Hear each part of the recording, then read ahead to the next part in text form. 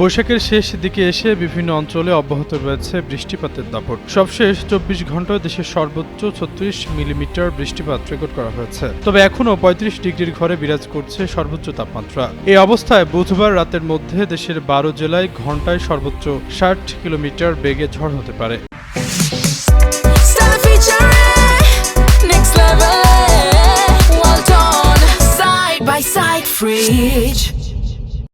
আবহাওয়াবিদ তরিফুল নেওয়াজ কবির জানান, বুধবার রাত ১টার মধ্যে রংপুর, রাজশাহী, পাবনা, বগুড়া, ঢাকা, টাঙ্গাইল, ফরিদপুর, যশোর, কুষ্টিয়া, খুলনা, ময়মনসিংহ ও সিলেট অঞ্চলসমূহের ওপর দিয়ে পশ্চিম অথবা উত্তর পশ্চিম দিক থেকে ঘন্টায় ৪৫ থেকে ৬০ কিলোমিটার বেগে বৃষ্টি অথবা বজ্রবৃষ্টি সহ অস্থায়ী দমকা হাওয়া অথবা ঝোড়ো হাওয়া বয়ে যেতে পারে। এসব এলাকার নদীবন্দরগুলোকে সর্বোচ্চ ১ নম্বর সতর্ক সংকেত দেখাতে বলা হয়েছে। গত ২৪ ঘন্টায় কুমিল্লায় দেশের সর্বোচ্চ ৩৬ মিলিমিটার বৃষ্টিপাত রেকর্ড করা হয়েছে। পাশাপাশি এই সময়ে চাঁদপুর ২৪ মিলিমিটার ছাড়াও পঞ্চগড়ের তেঁতুলিয়ায় ৬, পটুয়াখালীর খেপুপাড়ায় ৩, ঢাকা, নারায়ণগঞ্জ ও পটুয়াখালীতে ২ মিলিমিটার সহ দেশের বেশ কিছু এলাকায় বৃষ্টি হয়েছে। এই অবস্থায় বর্ধিত ৫ দিনে দেশে বৃষ্টিপাতের প্রবণতা বাড়তে পারে বলেও জানিয়েছে আবহাওয়া অধিদপ্তর।